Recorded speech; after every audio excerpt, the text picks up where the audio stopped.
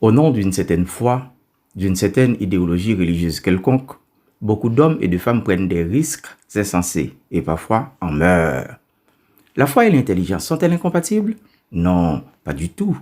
L'une n'exclut pas l'autre. C'est juste une question de bon sens et d'équilibre. N'est-ce pas, Pasteur Marcelo? Oui. Mais est-ce que pour autant, parce que Dieu nous protège, parce que Dieu nous garde, que nous n'allons pas respecter les mesures sécuritaires? Est-ce que parce que Dieu nous garde, parce que Dieu nous protège, que nous allons continuer à nous saluer et mettre les mains sur nos bouches? Est-ce que parce que Dieu nous protège, que quelqu'un va tousser à côté de moi et je vais lui dire tousse encore? Est-ce que parce que Dieu nous protège, que quelqu'un sera enrhumé à côté de moi et plein de fièvre, que je veux lui dire ça ne fait rien? Non. L'équilibre. Je n'ai pas peur de la mort. Je n'ai pas peur de la maladie, mais je ne dois pas tenter Dieu. La Bible dit que vous boirez des breuvages mortels et vous ne mourrez point. Mais est-ce que pour autant tu vas prendre le poison? Si par mes gardes on t'empoisonne, Dieu te protège. Mais si tu sais que le plat est empoisonné, tu ne le prends pas. C'est pourquoi nous devons, malgré que nous sommes des chrétiens, respecter les mesures sécuritaires. On ne se salue plus avec les mains. Amen. Nous devons, malgré que nous sommes des chrétiens et que nous n'avons pas peur, nous ne devons pas tenter Dieu. Amen. Nous devons. Alors nous ne devons pas nous moquer de ces églises. Nous entendons en Europe, elles ont fermé. Ah, le pasteur n'a pas la foi. Le pasteur n'a pas la foi. Le pasteur n'a pas la foi. En Europe, il y a des gens qui ont été contaminés à l'église. Il y a des prédicateurs qui ont été contaminés. Il y a des familles de pasteurs qui étaient contaminées. Ce n'est pas parce que tu es chrétien que tu es fou. Amen. Ce n'est pas parce que tu es chrétien que tu sais qu'à l'école, il y a des enfants malades. Toi aussi, tu envoies tes enfants. Ce n'est pas parce que tu es chrétien, que tu es médecin, que tu ne vas pas porter le cache-nez. Ce n'est pas parce que tu es chrétien que tu ne vas pas laver les mains. Ce n'est pas parce que tu es chrétien que tu ne vas pas veiller sur ta santé. Sinon, il ne faut pas manger. Dieu va te nourrir. Il ne faut pas te laver. Dieu va te laver. Amen. Alors, mes frères, ne tombons pas dans la folie. Ayons la foi. Amen. Même Jésus, quand on voulait le tuer avant le temps, il fuyait.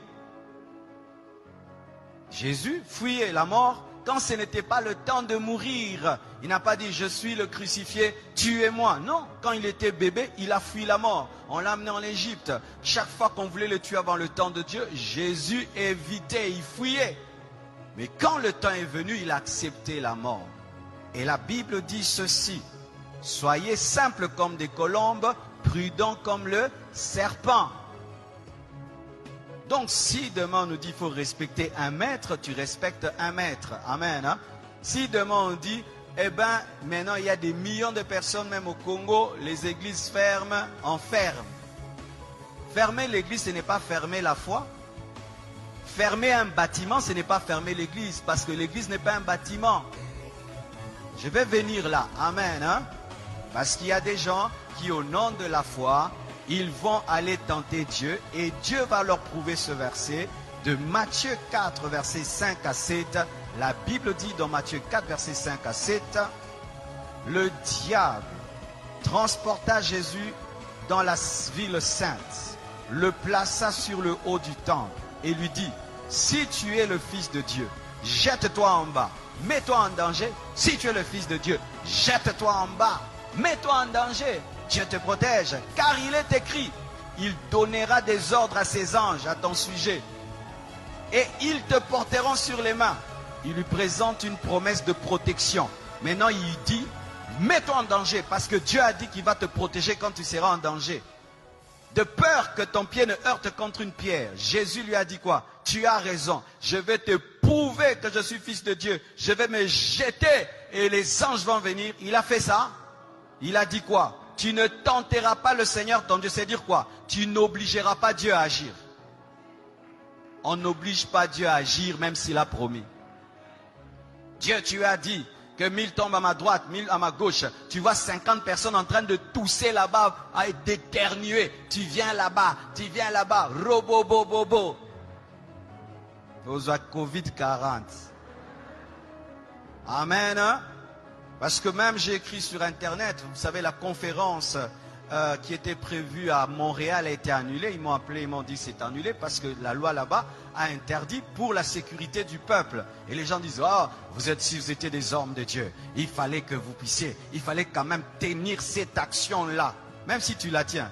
Mais les gens ne vont pas venir. Et même s'ils viennent, ici ils viennent, et alors tu vas mettre en danger la vie des gens pour prouver que toi tu as la foi. Prends tes propres enfants, fais-leur ça. Moi je ne suis pas un fou, je suis un homme de foi. Il y a une différence entre folie et foi. Amen. Hein? Alors mes frères et sœurs, Jésus ne s'est pas jeté parce que Dieu a dit qu'il allait le protéger. Mais si on le poussait, Dieu allait le protéger. Mais là on ne l'a pas poussé.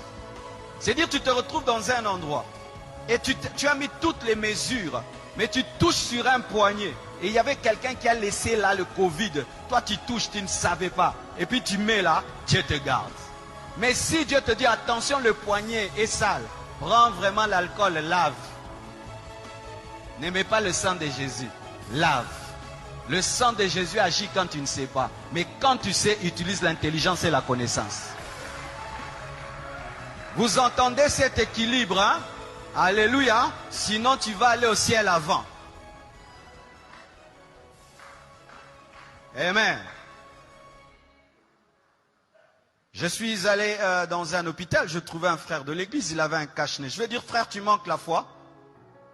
Non, il a la foi, Mais est-ce que parce que tu as la foi, tu n'as pas porté des chaussures? Pourquoi vous portez les chaussures? Pas seulement parce que c'est beau, pour ne pas marcher sur le feu, ne pas marcher sur la saleté, ne pas marcher sur des épines, ne pas marcher sur des pierres qui font mal. Mais comme tu es chrétien, marche pieds nus, parce que Dieu va te protéger, tu ne vas pas te blesser. Tu as le zèle de l'évangile. Tu as les chaussures, le zèle de l'évangile. Amen. Hein? Donc, vous ne devez pas tomber dans une fausse foi qui est en soi tenter Dieu. Amen.